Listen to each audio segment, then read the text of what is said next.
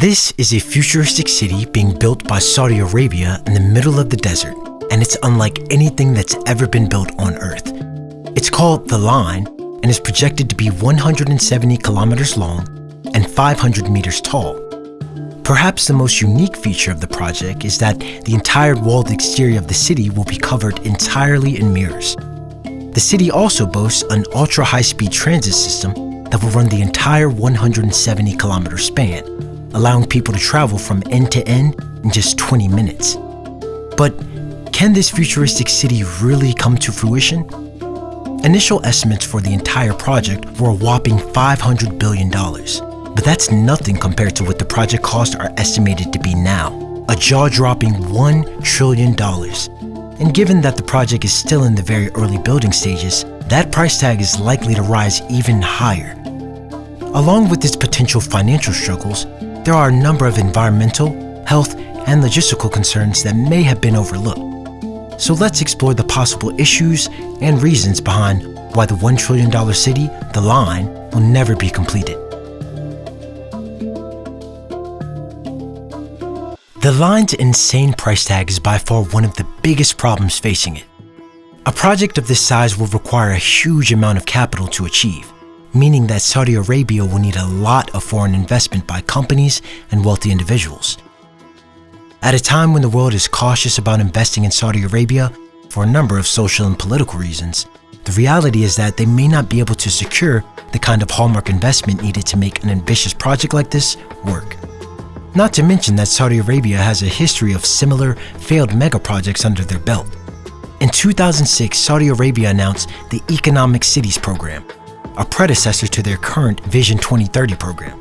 It was meant to house 4.5 million inhabitants by 2020 and to diversify the economy. But the projects have since stalled, and today, the program's flagship, King Abdullah Economic City, has only a little over 4,000 inhabitants. One of the line's biggest issues is its vertical design. If there's one thing we learned from history, it's that cities always need the ability to expand.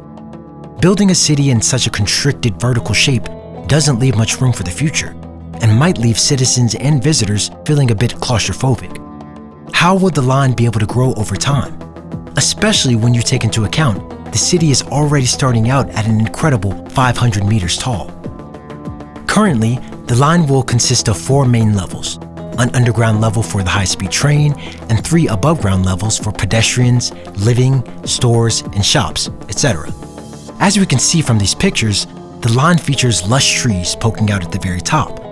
Since we know that most trees need plenty of sunlight to grow, we can assume that the developers of the line probably don't plan on having any vertical growth beyond what is presented in the current illustrations, leading us to believe that the city's ability to expand and adapt in the future will be nearly impossible.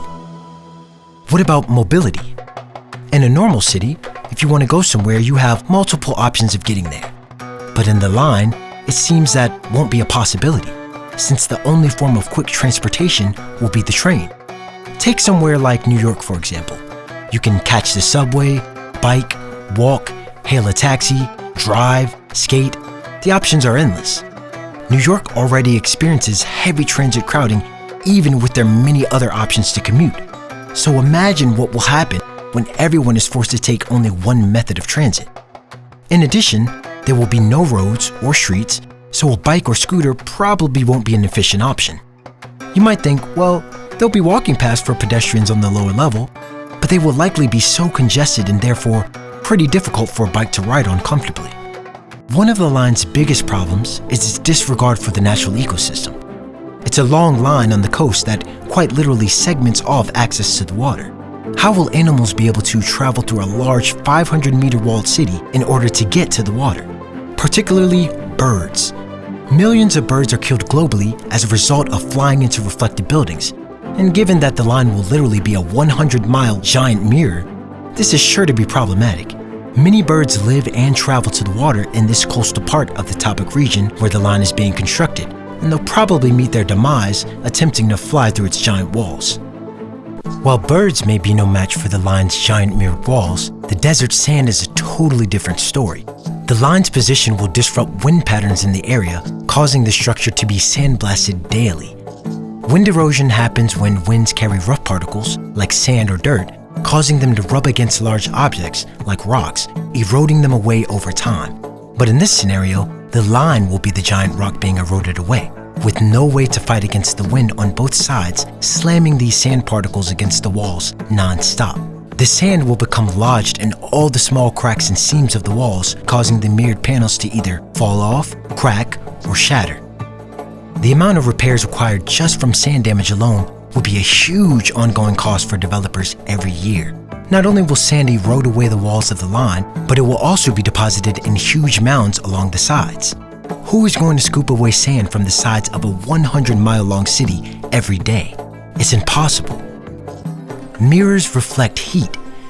The mirrored design of the line, together with the blazing desert sun, will create concentrated heat zones on either side that will essentially cook everything around it. The average temperature in Neom during the summer is a brutal 38 degrees Celsius and extremely humid. Which leads us to yet another problem. How will you cool a 500-meter-high city with 9 million people and an open top in the middle of the desert? Neom says that they will solve the temperature problem with convection and natural ventilation. The warm air will flow out and be naturally replaced by cooler air. The only problem with this solution is that it isn't quite based in reality. Newton's law of cooling tells us that it will get about 1 degree cooler per 100 feet from the top level of the line, meaning that on a 100-degree day, it would only be about 95 degrees on the ground level of the line. That's not pleasant at all. The last and possibly most important reason for why the city will most likely be a gigantic failure has to do with Saudi Arabia itself. Neom is a global effort, requiring money from international investors and a desire for a multicultural and diverse population of people from all over. Given Saudi Arabia's notoriously conservative, traditionalist, and even strict politics, will foreigners feel comfortable coming to live and work there?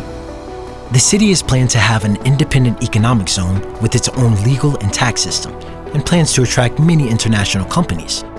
But we can't help but think that many countries opposing politics with Saudi Arabia could be a huge obstacle for the reality of the project. Who knows? Maybe Saudi Arabia will be able to overcome every single problem explored in this video, and the line and Neom as a whole will be a huge success. Maybe the world will come together to enjoy the line as the utopia that developers want it so badly to be. But we fear that the line and Neom will probably end up being another failed project in the book of expensive dreams concocted by Saudi Arabia over the years. We'll just have to wait and see. Thanks for watching. Make sure you like this video, and if you would like to see more videos like this, be sure to subscribe. We'll see you next time here on Mythical Modern.